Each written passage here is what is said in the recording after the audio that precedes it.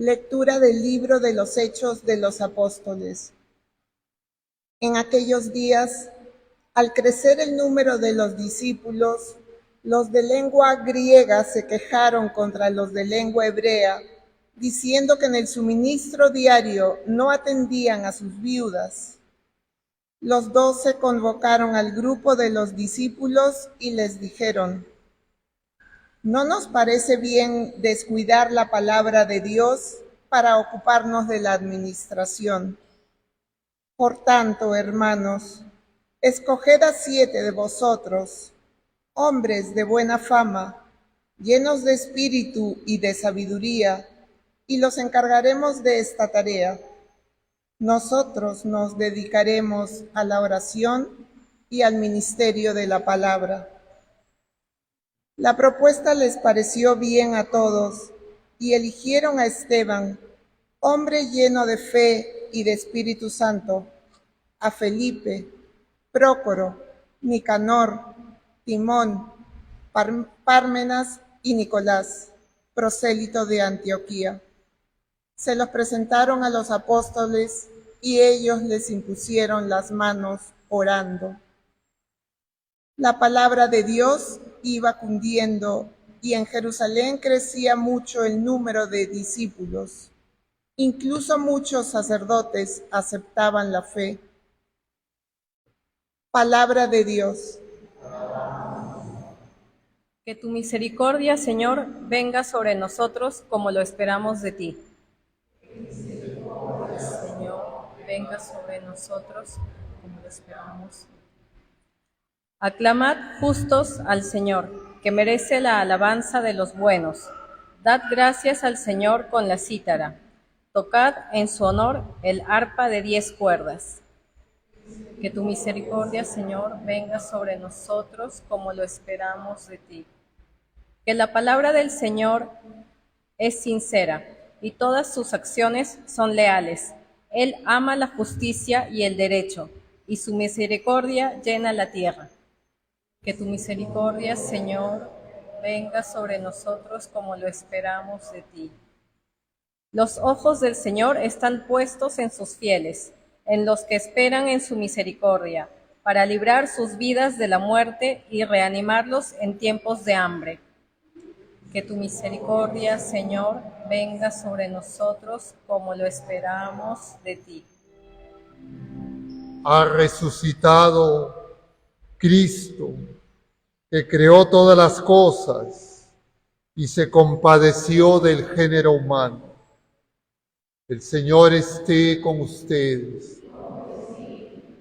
Lectura del Santo Evangelio según San Juan.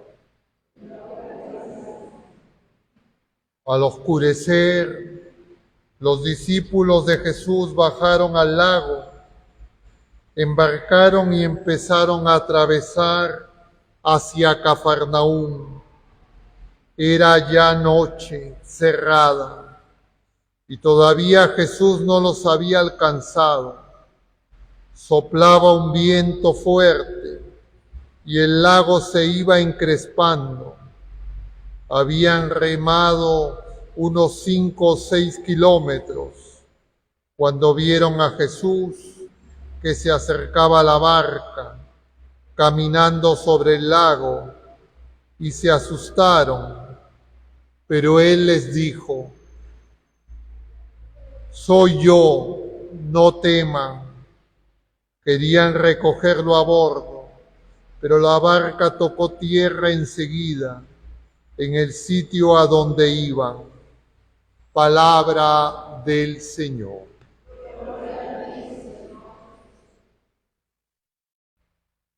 Tomen asiento un momento, queridos hermanos. Estamos en este sábado de la segunda semana de Pascua y el día de ayer hemos empezado a contemplar el capítulo 6 de San Juan, que se conoce como el discurso del pan de vida o el éxodo de Jesús. Tiene esos dos nombres que le han dado los teólogos en la Iglesia a lo largo de los tiempos. Y empieza, como ustedes saben, este pasaje con la multiplicación de los panes y quieren hacer a Jesús rey, porque, claro, cuentas sencillas para ellos es el rey ideal, porque multiplica las cosas y sobra en abundancia, y entonces, ¿quién mejor que él para que le resuelva los problemas temporales? Pero el Señor viene a revelar algo más profundo. Sabemos nosotros que nos conduce a ese éxodo que es a la casa del Padre. Dicho de otra manera, nos introduce a la dimensión de la realidad de Dios, de lo divino, ya desde la vida presente. Nosotros entramos en Jesús en relación con lo sobrenatural, con lo divino, con lo sagrado, con lo santo. Y entonces tenemos que darnos cuenta que esa realidad es ajena a nuestra experiencia natural, sensible, racional, cotidiana. Es algo diferente. Necesitamos el don de la fe, de la esperanza y la caridad que hemos recibido en el nuevo nacimiento, en el bautismo, pero que tiene que ser purificado, tiene que crecer, porque si no nosotros nos quedaremos en medio del mar, en la tiniebla. Y vamos a tratar de ver cómo en estas dos lecturas, la que estamos siguiendo del libro de los Hechos de los Apóstoles, la experiencia de la Iglesia, estamos empezando el capítulo 6 también de los Hechos de los Apóstoles, con lo que nos dice el Evangelio y lo que necesitamos para que eso se manifieste en nosotros, que se resume en la respuesta al salmo que hemos repetido. Si nosotros tenemos en mente las respuestas que estamos teniendo en los salmos responsoriales de esta semana, es el tercer salmo que contemplamos, es sección hecha de lo que fue el lunes en que celebramos la Anunciación. Nos iremos dando cuenta cómo nos conduce el Espíritu Santo para crecer en la vida de hijos de Dios, que es lo que tiene que acontecer en la Pascua. Es lo que el Señor quiere hacer en nosotros, pero sin nosotros Él no lo puede hacer. Tiene el poder, pero no nos va a violentar, porque Él quiere que nosotros libremente le respondamos que se haga su voluntad. Y resumiendo brevemente, diríamos, en los días hasta antes del jueves, el salmo que repetíamos como responsorial era: si el afligido invoca al Señor, Él lo escucha. Y el día de ayer decíamos en el salmo: habitar en la casa del Señor por años sin término. Eso es lo que deseo exactamente. Vamos a leerlo. Una cosa pido al Señor: habitar en su casa. Y hoy el salmo que hemos repetido es: que tu misericordia, Señor, venga sobre nosotros como lo esperamos de ti. ¿Qué se nos está diciendo? Efectivamente, en la vida presente, todos nosotros enfrentamos dificultades, tribulaciones, problemas, oscuridades, noche, tempestad, viento en contra, mar embravecido. Ante eso, nosotros debemos desear habitar en la casa del Señor. ¿Qué significa eso? No solo llegar a la patria celestial, por supuesto es eso, pero es darnos cuenta que el Señor habita en nosotros, que nosotros somos su sagrario, que Él esté en nosotros y podemos acudir a Él con presteza cada vez que entremos en esas tinieblas. Es decir, no somos casa deshabitada. El Señor está en nosotros y nosotros estamos en Él desde el bautismo.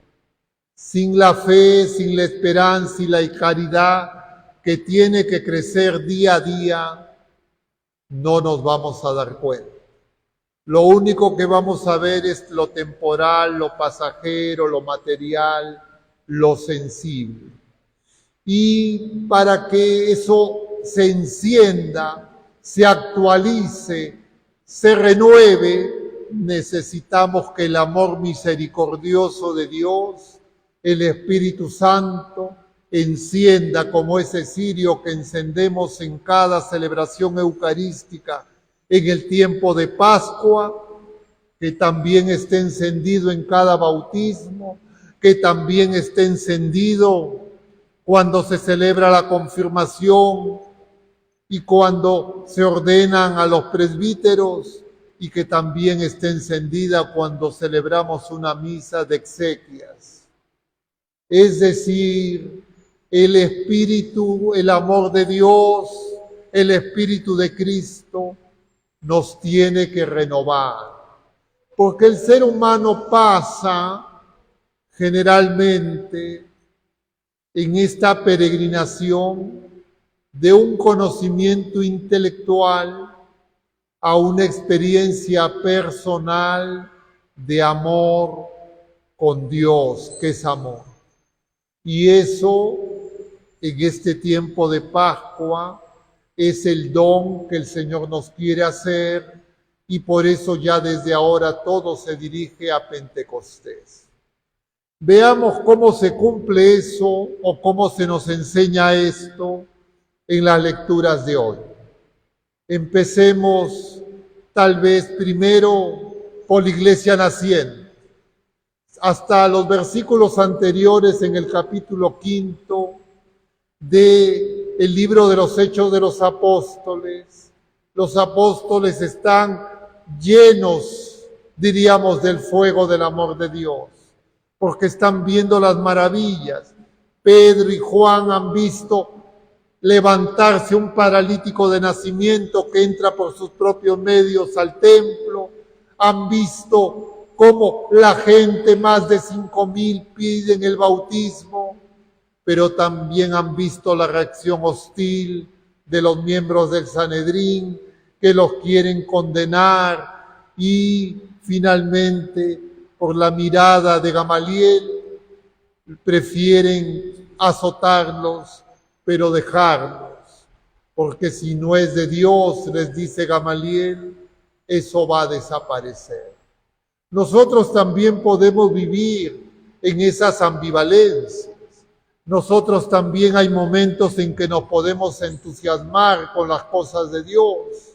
En algún momento, nuestras familias, nuestros amigos, en la propia iglesia, sentimos la obra patente del Señor, pero luego volvemos a nuestras casas, a nuestras tareas habituales, al día a día, al cansancio cotidiano, y muchas veces eso parece lejano. Y hoy se nos quiere enseñar que lo fundamental es darnos cuenta que el Señor, que es fiel, su amor infinito nunca nos va a dejar, Él siempre está con nosotros. Y entonces estos hombres deciden elegir a los 7 diáconos, es decir, se dan cuenta que todas las cosas cotidianas que hacen y que las disputas que surgen en el día a día por lo material, como era ese problema de repartir los alimentos a las viudas de origen griego, de origen hebreo, se tienen que resolver con el Señor, que no hay que abandonar la oración, que no hay que abandonar el anuncio del Evangelio, y eligen a esos 7 diáconos para que sirvan las mesas. La paradoja la veremos después, cuando vemos que esos diáconos parece que no se están encargando de esas cosas, sino que también anuncian el Evangelio. Pero ahora quedemos ahí. Vayamos al Evangelio entonces. Jesús ha multiplicado los panes, han comido solo varones más de 5,000, han sobrado 12 canastas de esos 5 panes, todos se han hartado de pan y de peces, lo quieren hacer rey.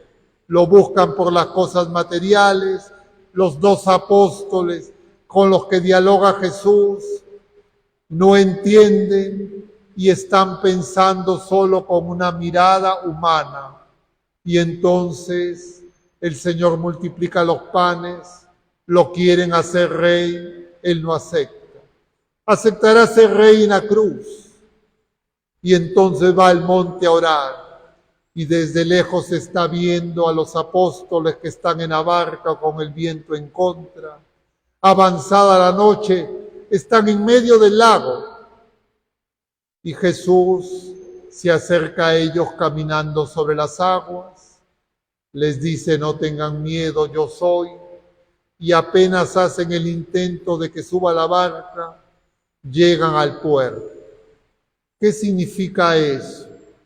Justamente lo mismo que se nos está presentando en la enseñanza de la primera lectura. El Señor resucitado no nos abandona. Se da abasto para estar cerca de cada criatura humana, de cada familia, de cada pueblo, de cada nación del mundo entero.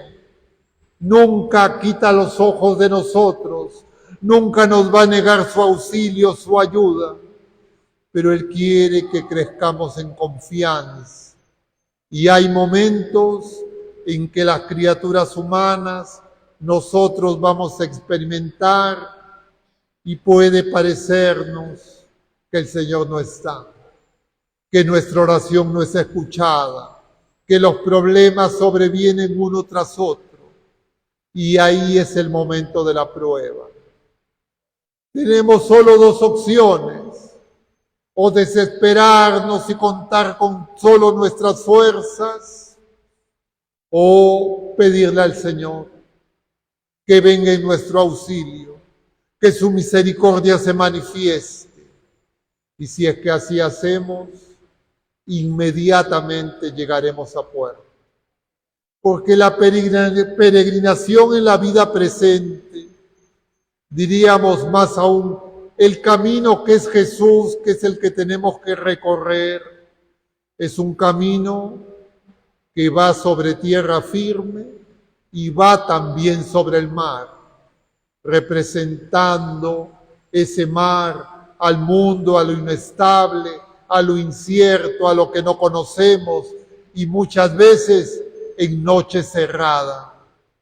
Entonces, no nos asustemos, no nos sorprendamos de que en el momento menos esperado no vamos a entender nada. Vamos a sentir que todo se hace demasiado pesado, demasiado difícil. Parecería que el Señor no está cerca. Que experimentemos eso va a ocurrir o ya ocurrió y volverá a ocurrir muchas veces en cada uno de nosotros, en la iglesia, en las familias, en el mundo. Tenemos que saber que así es. Ese no es el problema.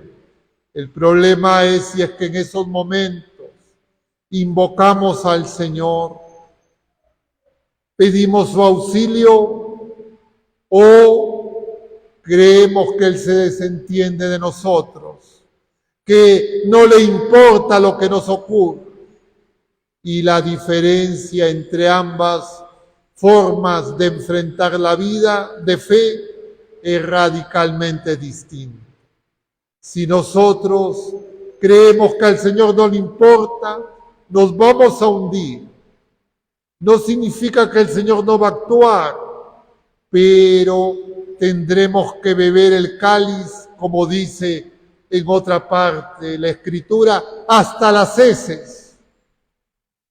Pero si por el contrario invocamos su nombre, el Señor nos hará llegar a puerta.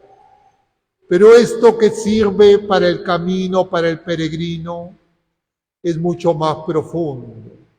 Nos está revelando la experiencia de la criatura humana con Jesucristo resucitado. Es decir, la experiencia de la vida nueva que ya recibimos en el bautismo. Y esa experiencia significa que ese amor, como en la zarza ardiente, que no consume, que no destruye, sino que ilumina, que abraza, que da calor, ese amor siempre está y tan cerca que está dentro de nosotros. El Señor ha abierto su corazón. Lo que nosotros necesitamos es vivir con un corazón abierto. Pero ¿y cómo me doy cuenta yo si mi corazón está abierto o está cerrado? ¿Será que está abierto porque yo le digo con los labios, Señor, Señor? La prueba de un corazón abierto es que nosotros amamos a nuestros hermanos. La prueba de que amamos a nuestros hermanos es que estamos dispuestos a amar en el servicio, en la entrega. Pero nosotros muchas veces no podemos servir a los demás, figurado en esos diáconos. Claro, no es que ustedes o alguno de nosotros puede ir y de repente se mete a la casa de alguno de ustedes y empieza a revisar a ver qué tienen, qué no tienen. Eso, diríamos, la dinámica de la vida temporal y en otras épocas también lo hace muy excepcional. De repente ocurre con nuestros familiares más cercanos.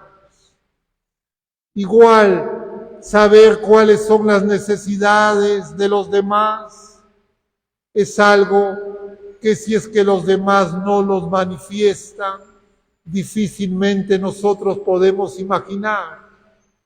Pero entonces, ¿cómo puedo yo manifestar el amor? Hay una manera que el Señor nos reveló en la noche cerrada de Getsemaní.